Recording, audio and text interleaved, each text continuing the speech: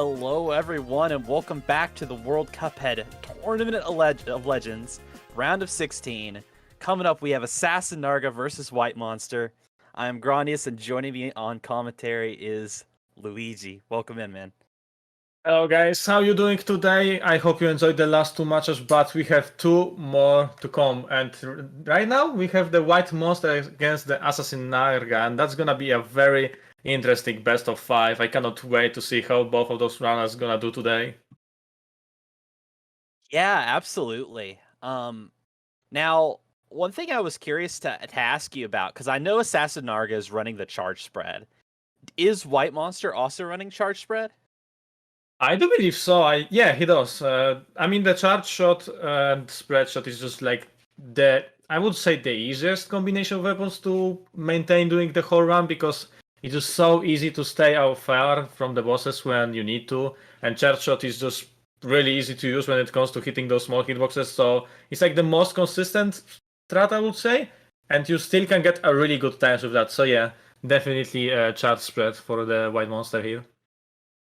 Nice. That's gonna be a good matchup then. I know, like just based off previous matches, Narga had some difficulties in his match versus Yuka in Forest Follies, taking some deaths. And while AssasinNarga does have quite a, he does have a better PB over WhiteMonster by a bit. You know, the DLC is so difficult that even with charge spread and even being able to stay back with charge, you still have to deal with follies. Some of the bosses could still get really tricky. So, you know, we could absolutely see an upset here if Narga doesn't play solid. Yeah, that's true. When you say the small difference, I think it's fair to say that AssasinNarga PB is 1122 and WhiteMonster PB is shockingly 1252. It's only 1.5 minute difference, guys, don't worry. It's not much. Okay, it is, but as Grunt said, Forest Follies can change the match. It's around 40 seconds, so if AssasinNarga gonna die twice, I think it's gonna be good.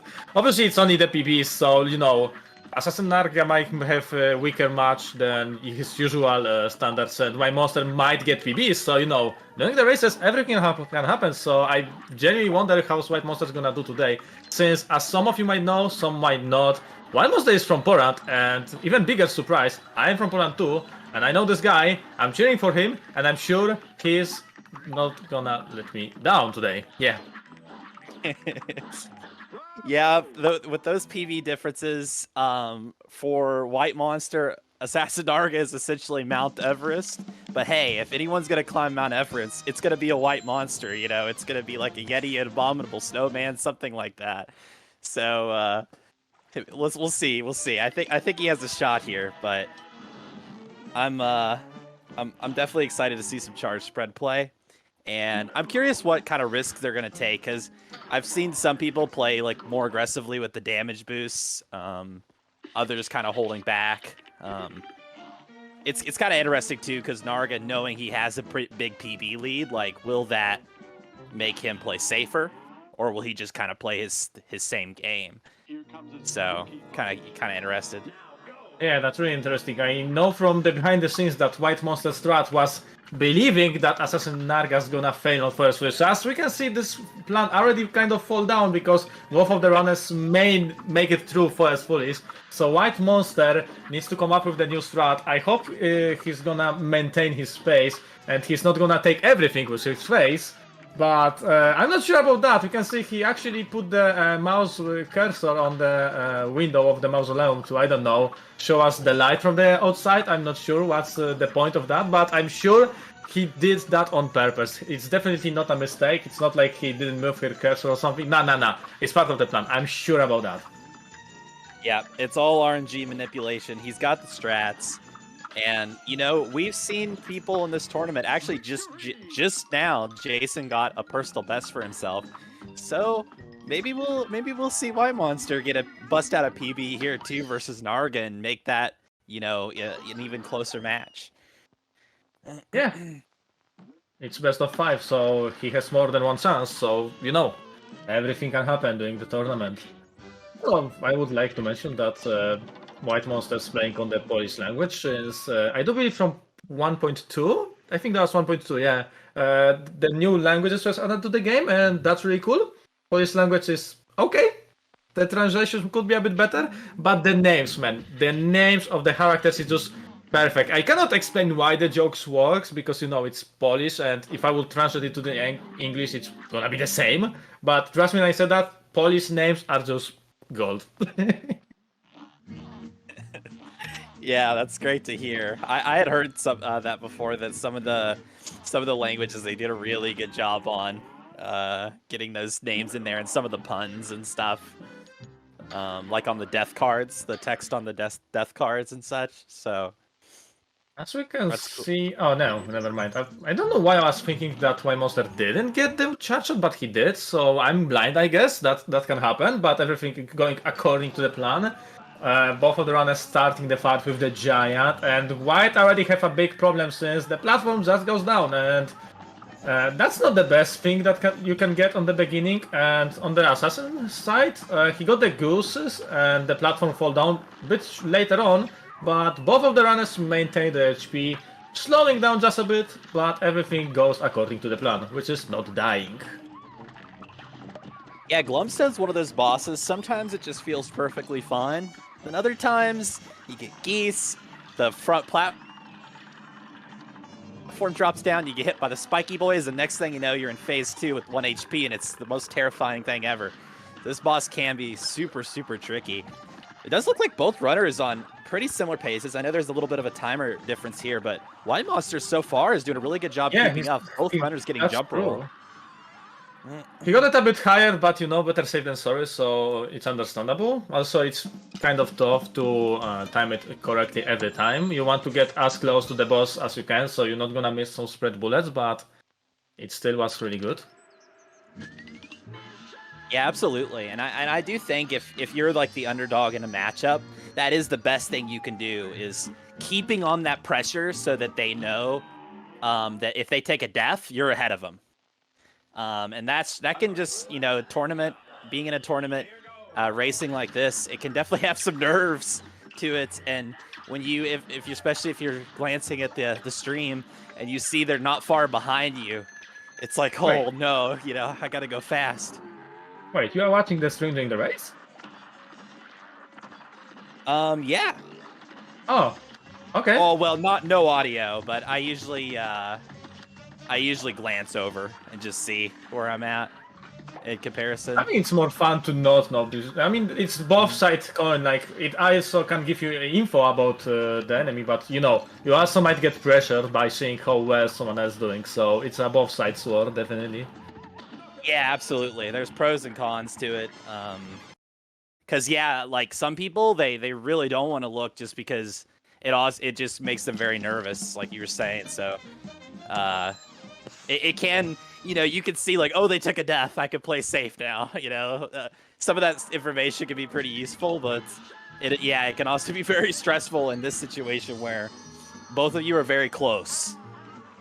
Yeah, also it's worth to mention, I just realized that WhiteMonster actually equipped Super 1, and it's not the most optimal strat to use it, because 5 EXs is definitely much more worth than 1 Super.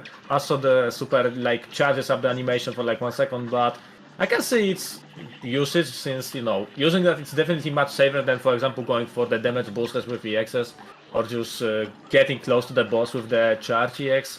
So I can see why White would go for the Super 1. Also, it can be used in the really cool ways in some places, especially in the last phase of the Saltbaker. I know I did that on the marathon, and it was really fun and satisfying. So yeah, I wonder where else he's gonna use those Super 1s during the race. Yeah, I remember seeing, I believe it was Poncho Fox that used Super 1 as well in this tournament so far. Using it in the phase 3 of the chef, and yeah, it's definitely interesting to see, because there is some potential there. I know, like you said, there's different interesting ways you could use Super 1. I know you can get double damage on it in some spots, like maybe versus the tongue, on the third phase of Moonshine Mob. So we'll see what he when he ends up using it for. Yeah, and the both runners got the 1 cycle, and also it's worth to mention that White actually used the EX before getting full 5 cards. So it's not like he wanted to charge it, he actually wanted to save those spread EXs for the last phase because it's so easy to use. So it's not like WhiteMonster just blindly not using the EXs and just waits for the super one. No, he's actually know what he's doing and he know when he wants to use those super ones and when not. So yeah, that's really cool to see that from him. That only shows that he really improves in this category since the tournament started. Also, can I just say that before the tournament started, he was saying like, yeah, I'm definitely gonna beat this tournament. I was like, dude, at least get out the first round, okay? And I'm gonna be proud of you. He won but by not showing up. Like, this is insane. It definitely worked out, but he absolutely did. I think his PB was somewhere more in like the 18-minute range when he first joined the tournament. So getting it all the way down to I believe you said it was like a mid 13. Yeah, that's a massive improvement. So no, it is. Cool to see he's been practicing. I mean, that's something I'm always repeating to the new runners. The best goal, if you're starting with Cuphead, is the deathless. Don't go for all the crazy strats, just aim for deathless runs. Even if you need to play a bit safe, it's better to lose seconds than minutes. And for the new runners, it's definitely the best times that you can get, just a deathless run. It's not as much in such a short category as the LCN%, but it still stays. If you can get deathless run, you're gonna get really good time saves and you're gonna be around 13-14 minutes, which is still a really good time to start with. Also, WhiteMonster casually getting A+, that's great score. Yeah, maybe at the end, you know, we'll have to add up the grade score too for some bonus points. We'll see what Dino. If there's some bonus rules, bonus decisions. Yeah, unfortunately, Assassin, with his experience, slowly catching up with every fight, getting ahead by a couple of seconds, but he says those are the seconds, so if he's gonna fail on the next two bosses, he's gonna lose minutes, and WhiteMonster definitely has a chance to catch him up. Unfortunately, I don't think WhiteMonster can catch him up without that, but hey, I must say, I'm actually very impressed by his execution. Like, I expected him to die like 3 times already. Yeah, like he's up against Narga, who is top 10 in this category, and Narga's having a really solid run, and WhiteMonster is not that far behind. Like, he's kept it deathless, and he's been getting some pretty good bosses. Oh, now this is a tricky situation. Yeah, you have literally just a couple of frames to time those rolls, so you can see the experience of WhiteMonster when it comes to surviving. He doesn't want to die, and he's doing his very best to not to. And yeah, that was a great clutch, like, damn. Oh, also the snail skip? Did we miss the snail skip on the assassin screen? If he did, congrats to him. I missed that. A very good commentator by the way. Yeah, I missed it too. That's incredible. Snail skip is really hard. Yeah, he got the snail skip, but you know, White surviving, like, you choose what you want to watch. Well, yeah, let's give Assassin some credit and let's see his final fight with the Salt Baker, which is arguably the hardest fight, at least when it comes to pure surviving, since the first phase is just a nightmare. Tons of bullets from every side, and usually you must give a credit to the Salt Baker. He's really good at combining those attacks. Usually you're getting trapped by 2 of those, and that's how you get hit. It's not like one certain attack, it's the combination of 2 that usually gets you. You try to dodge, for example, flame, poof, the lemon comes from the other side. You try to jump over the sugar, there's the cookie as well. Actually, those attacks doesn't combine. You know what I mean! Yeah, absolutely. Like, they went all out with this fight. I'm really glad they did, because it really feels like a proper final boss. To kind of, you know, end off Cuphead. And right now, though, I mean, both of them are doing a great job at it. Yeah. I think, man, this is a really good first run here from AssasinNarga. Like, about to put up a really solid time. I'm sure just him getting through Deathless, he's going to be feeling pretty good about it. And yeah. GG to Narga. 11-40. So let's see the White, because I'm sure he can get the PB with this run if he's just gonna make it to the end. It's pretty close. Yeah, he has 30 seconds, and yeah, this is gonna be close. Let's see if he can clutch it out. Also remember he has Super 1, which he actually saves for the last phase, since I would argue that if you have EXs, it's better to use on the third phase, but dude, just wait, because it's so satisfying to destroy the heart with just 3 charge shots and 1 super. I mean, you need to hit those, but and there we go. In the air, poof, and he's gone. It's just so satisfying. It doesn't always work, this setup, because it depends on the damage values you did before, but it's like 90% of the times it's gonna work, and it's just so satisfying to pull off 3 charge shot and the super one. So satisfying to destroy the heart with just 3 charge shots and 1 super. I mean, you need GG to the both runners, and yeah, White get the PB with 12 seconds, so he might have lost this round, but it's a PB, and congrats to him. He did the best he could, but I'm sure he can do even better in the next round. In the meantime, Assassin also get a really good run. Sub 12 is absolutely nothing to be shabby about. It's an insane time, even more for the race setup, so congrats to him as well, and yeah. We are gonna slowly move to the next round. I mean, yeah, absolutely. Just both are solid play from both runners, and I know we were going into that saying that AssasinNarga and WhiteMonster, they had about a 1.5 minute difference in PB, but that race was only a minute difference, between the two. So that's close. I mean, you take a death against the heart on Chef, for example, and WhiteMonster could have won that. Yeah, that's true.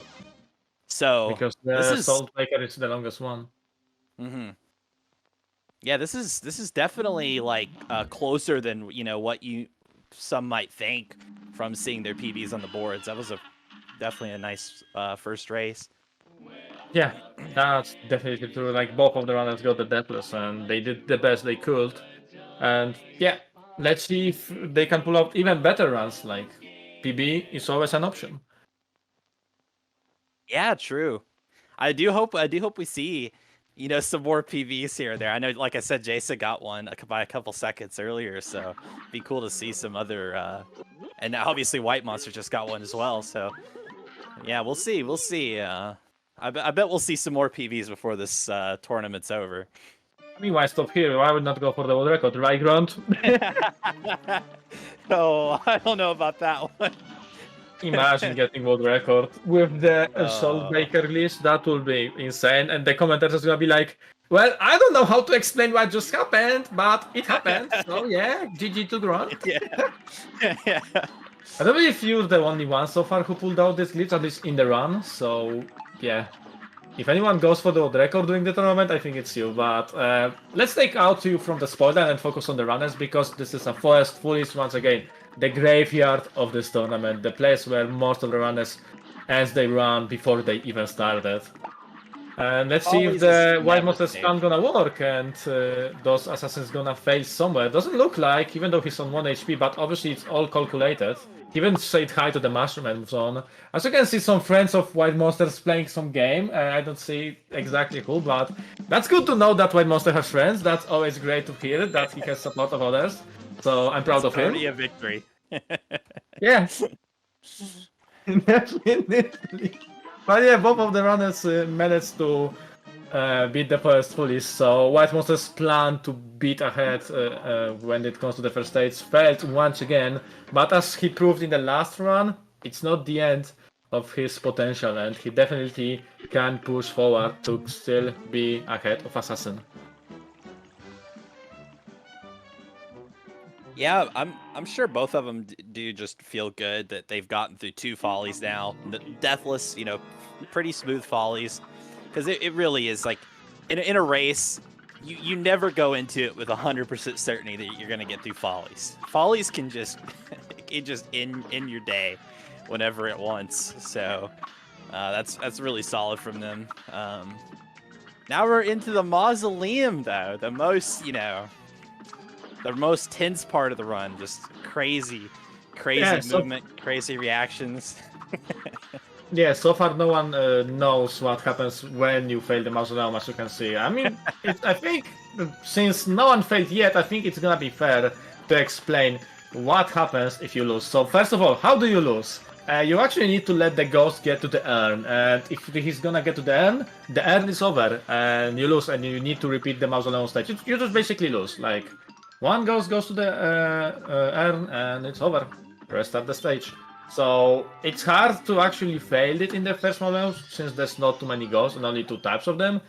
But you know, that would be interesting to see someone failing it in the tournament. Like, not, I'm wishing that to anyone. I'm just saying it would be hilarious. I was saying the same thing before. I'm like, man, I hope no one fails it, but man, would it be funny? It'd be a great moment. Not for them, but for everyone watching. Yeah, definitely. Yeah, I think that the runner wouldn't enjoy that as much as others. I mean, that could be the strat, you know, if you're playing against the Grundus, you might as well go all in. You hit the guy, he's watching the other runners when he's racing, so that might be the part of the strat, just dying in front of Grundus in the mausoleum and making him laugh so hard that he's not gonna be able to continue the run. Like, that might work, That's a good strategy. Laugh right out of my chair, and then next thing you know, I'm taking like 3 or 4 deaths.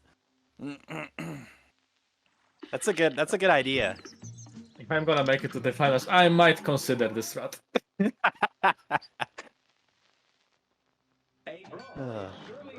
But now both runners going into Glumstone. As we talked with last race, this fight, sometimes I feel like it's just fine, and then other times it's the most terrifying fight of them all. It can be pretty awkward trying to time your jumps so you don't land on those little spiked gnomes that pop up. But they're doing a good job here, and we'll see what kind of EXs they go for. You can go for the charge EXs, and that's probably the safest way and most consistent way. If you want to get a little more damage, you could try to double jump to just the right spot and get a nice juicy spread EX off. So, but it is riskier. And one thing that it may look like, oh, there's no danger here with the jump roll, you know, you're just spinning up there, but there is absolutely danger. You can get completely sniped. Yeah, that's like what WhiteMonster did, unfortunately. Like, oh, yeah, that. He parried the platform. Parry, and it forces you to jump. When you parry it with Chalice, it's a forced jump. That was very unfortunate. I'm not sure, but I think it just appeared, and that's a good call to restart. The platform trolled him instantly and got 2 hits, so this restart definitely was a good decision. I think he doesn't know that he can kill the gnome with literally 1 shot. That's really useful. You literally just stand around for 1 millisecond, and it's enough to kill this hammer gnome, and it's extremely useful. So yeah, you know they have low HP when even Chaser just deletes them. You know, just gets them out of there. If Chaser does it fast, then any spread shot definitely can. I mean, who needs a Chaser when, you know, there's the crack shot. The crack shot is the older brother of Chaser, and yeah, another unfortunate death. Assassin was on 1 HP on the Giant, but he managed to clutch it out. I mean, you know, you just need to dodge the mid. How hard it can be, right? Okay, never mind. Actually, Monster got hit by that one, but it happens. Actually, Assassin was really close to getting hit by one of the mids, but, you know, he stopped in the right time. And yeah, White actually said that multiple times that the Giant is his most unfavorable boss, and you know what? It's actually understandable. The first phase is the most destructible one. Like, if you're gonna rid of the platform or get gooses, or even just the unlucky cloud platform and gnomes, you can just blow up your HP very quickly, and it's hard to make sure you're gonna survive the next phase. Next phase is not the hardest one, but just 1 gnome can destroy you 1 HP. And if you're at 1 HP, that means you're going to the 0, and that's... you did an oopsie. Yeah, something really tricky there is the kind of crowd in the foreground. It covers up the edges there where we like to stand to get spread shot. So you don't even see sometimes the gnomes that are going to pop out of the ground right there. And yeah, if you're 1 HP, it's just terrifying. In the meantime, we ignored Mortimer Freeze because who cares about that old Freezeman? Like, we have the dogs that are flying. That's more interesting thing, you know? I mean, come on. Let's be serious, right? You see the flying Ice Wizard and dogs on the jetpacks. Like, what you gonna be interested in? Like, come on, obviously dogs. I mean, So- dogs with the jetpack is, you know, it's More hard to beat. entertaining. How are you not gonna love dogs with jetpack? Well, I wonder if we'll see anybody go for the secret phase on that boss. I really doubt it.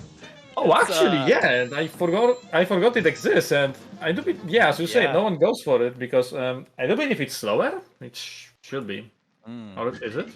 I actually never tested that out. Yeah, when it comes to the it damage. is slower. I think Markin was tried it for a while, but his best time was still like 4 seconds slower, I think, than without going for it. So it turned out to be a bit slower, but especially for some weapon combos like Lobber Spread, it's really bad. Yeah, I just wanted to say, like, if you have bad weapon combo for this phase, you actually might skip it, and that could be the good start. But then I realized, if you had bad combo for the second phase, that means your combo's gonna do even worse in that secret phase. So never mind. My logic was inaccurate here. Yeah, when I first saw the secret phase, because for people that haven't seen it, like all the dogs kind of pop out, and then there's the girl dog, but I thought that you could just like double damage or triple damage all the dogs and it would hurt the boss, but only the girl dog actually takes damage. Yeah, and to the the dogs boss. So are just the minions, Yeah. unfortunately. But the lasers counts as lady, so I don't know. Okay, sure. Understandable. Have a great day. And yeah, if Assassin is very close to beating the Winchester, and you know, 3 HP, it's definitely just get close to her and show you EXs into her face. Like, that's the payout if you able to save some HPs for the last phase. It's just like, yeah, what you gonna do? I'd literally out damage you at this point. yeah. And Narga, they're getting a 104 with 2 nukes. That's definitely solid. You always got to keep in mind the amount of nukes someone uses in a plane level, because you know they pause the game for over a second and it doesn't count on the scoreboard, so it can be a little deceiving sometimes, the time save you get there. Now we do have WhiteMonster doing a really good job there at phase 2. That's a phase where you're just really happy to have charge shot. It's definitely Just charge makes that and a lot more EX, like, convenient. that's all you need. Yeah. It just lines up so well. Now, we do have Narga here, though, on Moonshine Mob, and I actually think that's one of the trickier fights with charge spread, from what I've seen. Just feels like a lot of things can go wrong. So we'll see if Narga's able to get through this. He does go down to 1 HP and takes a death. The moonwalk works once again. Yeah. Yeah, That's even if she goes to the trickiest. other side, if she's still on the same side, she's gonna go opposite way to stay on the same side when she got defeated. So if you're going for those damage boosts, you need to be aware of that, because you can get destroyed by that. And yeah, luckily that was kind of quick death still, because you know it was on the second phase. And as you said, lots of things can go wrong with the charge spread out. Counter argument, I think everything can go wrong, no matter of the weapon combination. It's just kind of difficult. Like, almost in every weapon combination, unless you two-tone pony, you always have the spread. It's not the weapon combinations, it's spread something, always. And since you want to go for the spread EXs, yeah, you're tanking a lot of damage in the second phase. And as I say that I think multiple times, if the runner finished the fight with 1 HP, that means the runner did something right. Because you usually want to spend all the HPs on the second phase just to throw those EXs into her face. It's just that effective. And yeah, if you would run around to, you know, dodge those music notes, that will lose time. So tanking the damages and just keep doing damage to her to skip her is really good strat, but also a very risky one. Yeah, these DLC bosses can be very, very slow if you don't take some aggressive strategies in some places. And yeah, HP is a resource, so you know, spending that where you can to save time is a mark of a good speedrunner. And we do have now Narga moving into the final boss, going into Chef. He did take the death, but he still has a bit of a lead. Unfortunately, Glumstone was even more costly for WhiteMonster, since There was a couple deaths there, but I think it was we'll like see. one We'll see. death and 3 quicker starts, so yeah, that definitely hurts. It's like 2 deaths, basically. Yeah, in a way. And we do see Narga, though. Like, I mean, Chef is never easy. And knowing Narga, he's probably going to want a damage boost for the 3rd phase and have to do the heart at 1 HP, which I've seen it. We've seen it in this tournament already kill some people, that heart phase at the end. So I don't want to wish that upon Narga, but I'm just saying there is some risks here. We'll see if he does to do the damage boost. I saw he was really fast. Oh, he dodged it. Huh. That was a good backup to preserve the HP. Yeah. You love to see that because I feel like Narga's learned from some of his past matches where, oh, and there's the hit. So that and he would have died. Him. Yeah, that actually saved him. Right? Yeah, and I'm proud of him because I feel like he was playing completely YOLO in the matches versus Yuka, but here he made a really good decision to not take that damage boost.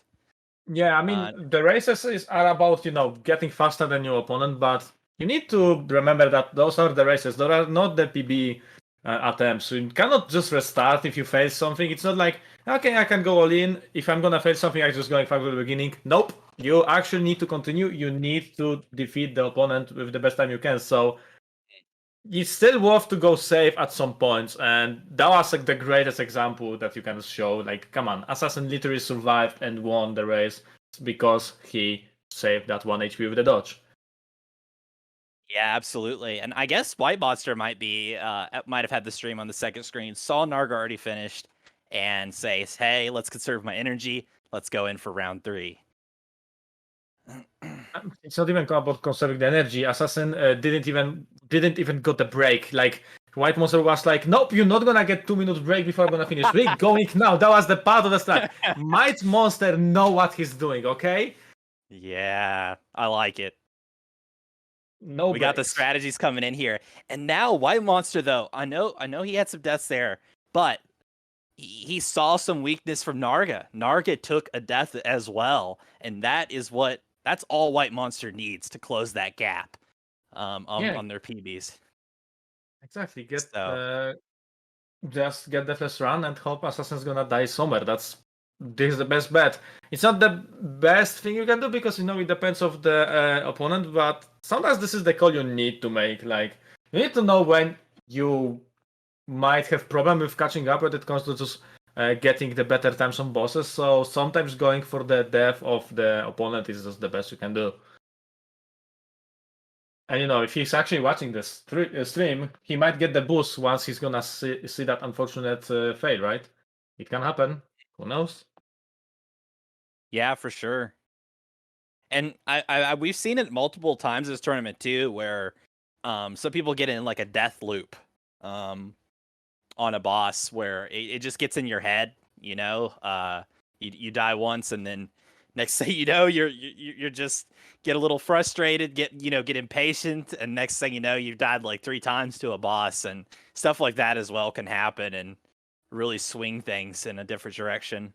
Yeah, usually when you lose to the boss, you know you are behind. At least you should be behind. And you have that feeling like, damn, if I'm not gonna do something, I'm gonna lose. And usually you're starting to go all in. Like, you're not playing safe, you're actually going all in. And that might cause even more deaths. So it's usually a right call, but it's a hard one to make. And both of the runners are at 1 HP.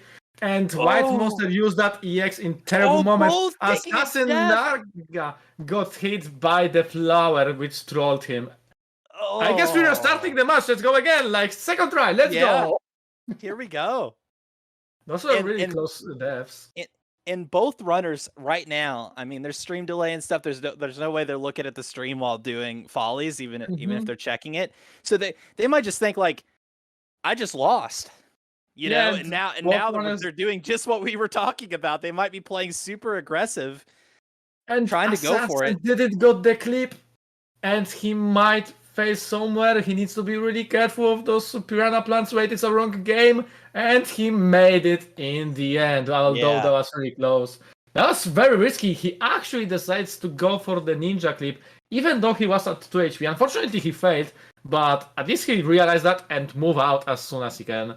Right now, it's 2-0 for the Assassin, as you can see by those amazing Saltbaker hearts under his nick. So if Assassin's gonna win this one, WhiteMonster is out of the game. So WhiteMonster needs to do his best. Commentator curse? Well, that wasn't the best, definitely. Like, also the thing in the run again that if you're gonna get the hit that you didn't expect, you're getting that small boost behind you, right? Like, you're getting knocked out, and it actually can mess up your momentum. Like, if you keep dashing, you know where you're gonna land, but if you get boost just a little bit, it can mess up your landing spot. And I think that's kind of what happened to the WhiteMonster right here. Yeah, absolutely. And that's one thing that is Narga could still be right here with him. You see that parry right there going over the machine on WhiteMonster's screen. Narga, how he took two of his deaths actually in the Follies races versus Yuka was he was like 1 HP and he either missed Digit Clip or couldn't go for it anymore. And that parry was there. And he went for it, tried to get over the machine at 1 HP while there's acorns everywhere, and he took a death both times. Now this time on Narga's side, on that second Follies that he did end up making it through, that parry was there. And he was 1 HP. It was the exact same situation versus Yuka, but this time he didn't go for the parry, the risky parry over the top at 1 HP. So I definitely love to see the adaptation throughout a tournament from runners, learning from their mistakes, and yeah, you love to see it.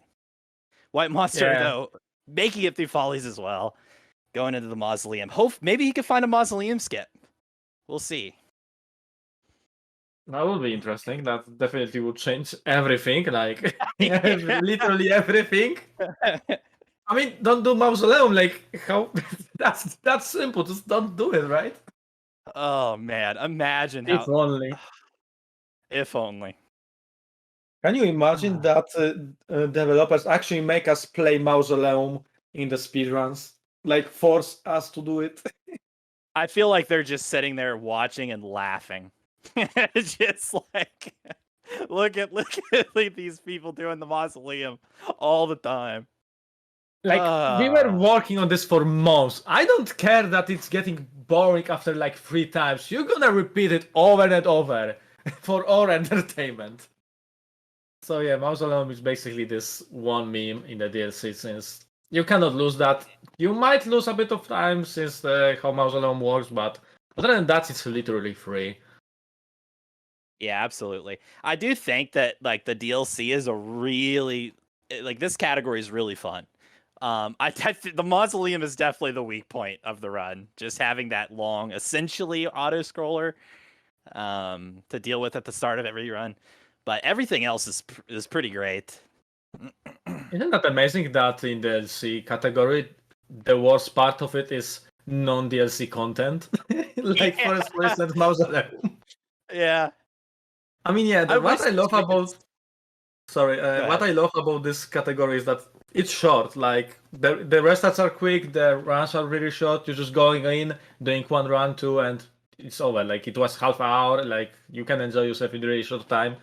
And if you want to go for the longer grind, you can get a lot of runs, and you don't need to learn that much compared to the main game, since there's not too many bosses. So yeah, it's actually a very good starting point for the runners to start with, for the new runners, that is.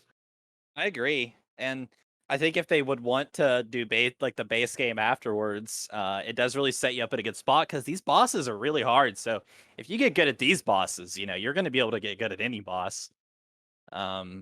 So yeah, it's definitely a really good starting point, and I think charge spread is probably the best way to start with, since it's very good, very consistent, and it's it's not too complicated or risky, like some other stuff might be. What I love about the charge at least casually, that if you cannot get close to the boss or you want to stay away from it while dodging his bullets, you can, and with charge you still can connect most of the shots while doing the very similar damage that you would do otherwise. And charge is just so great, and I'm actually very happy that it is a viable strat for the this category and the tournament overall. Speaking of the tournament, WhiteMonster took an unfortunate death on the second phase. I do believe he got gnomed by someone. Oh, So yep. Those gnomes. Oh, they have ended a lot of runs.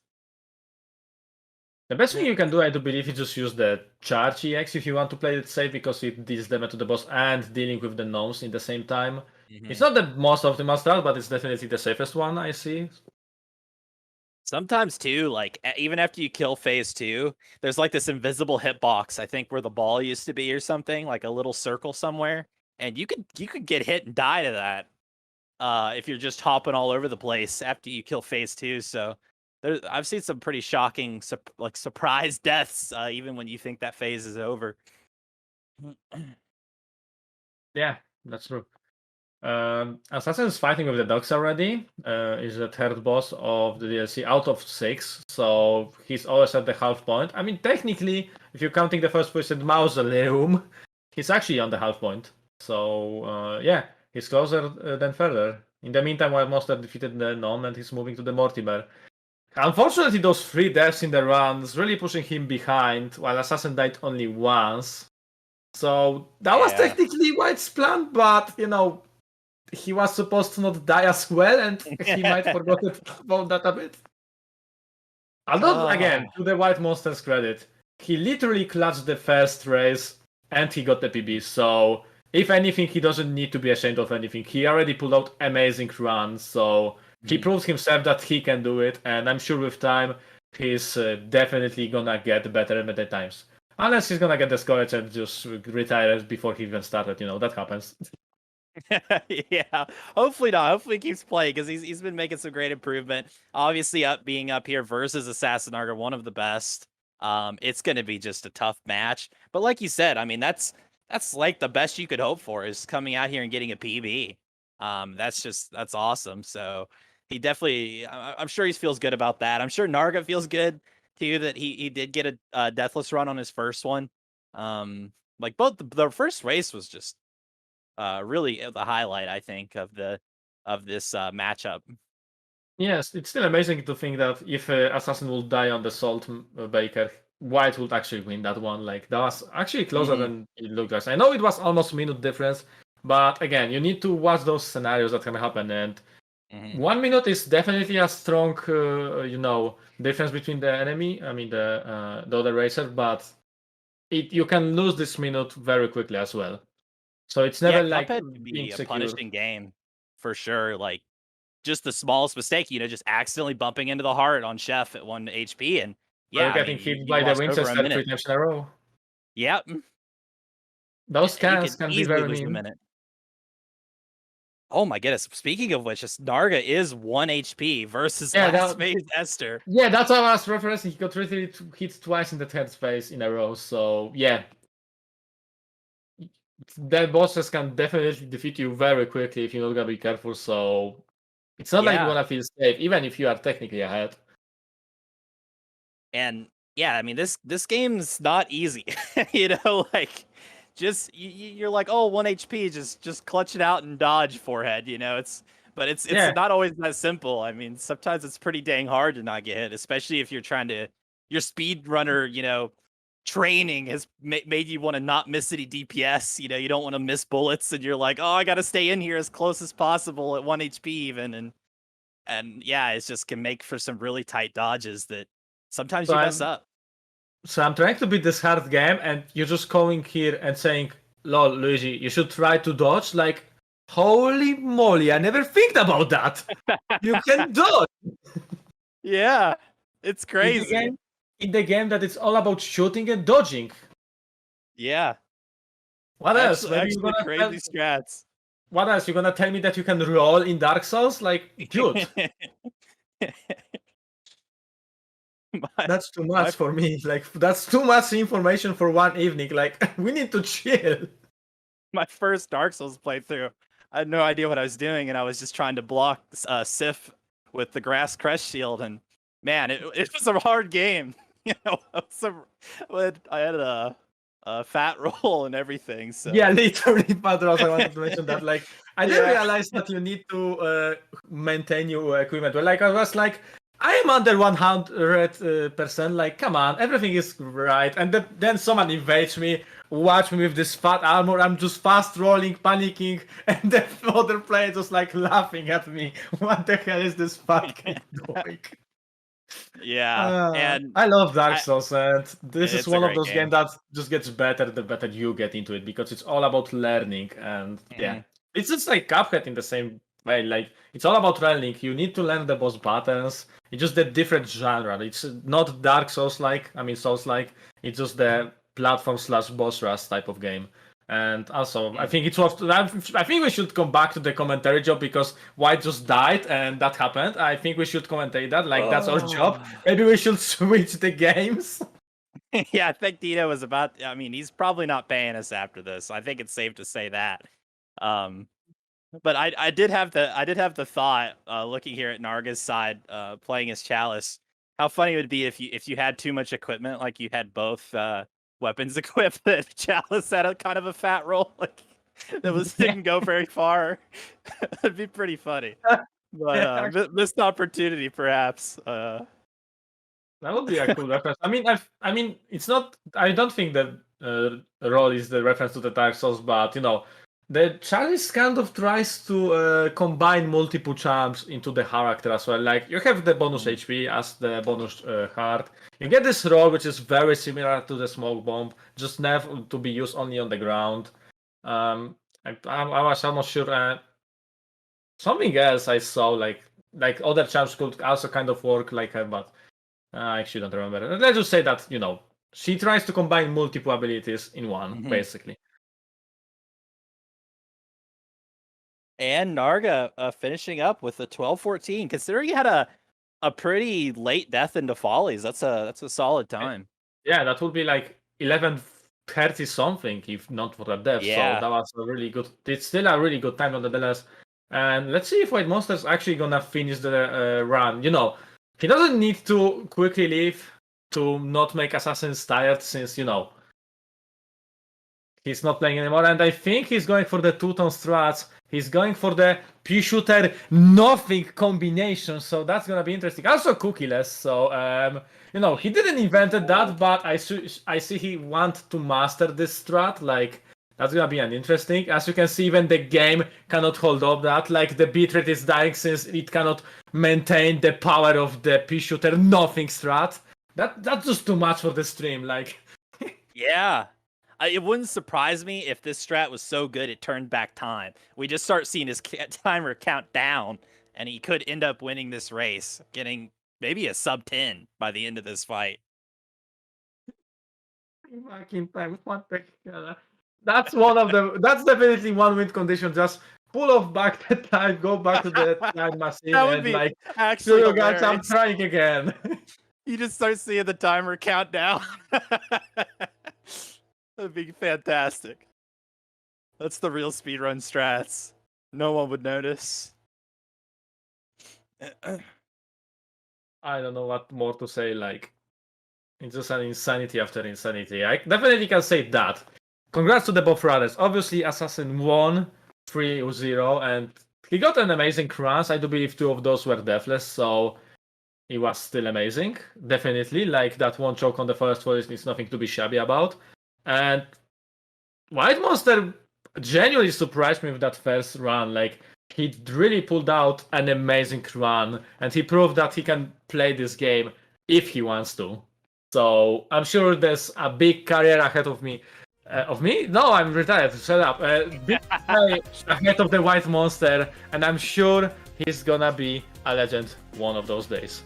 In the meantime, I do believe we're gonna get the race between the SBD Wolf and Jack, and I think we're gonna take a small break before that, so definitely stay tuned, and yeah, be right back.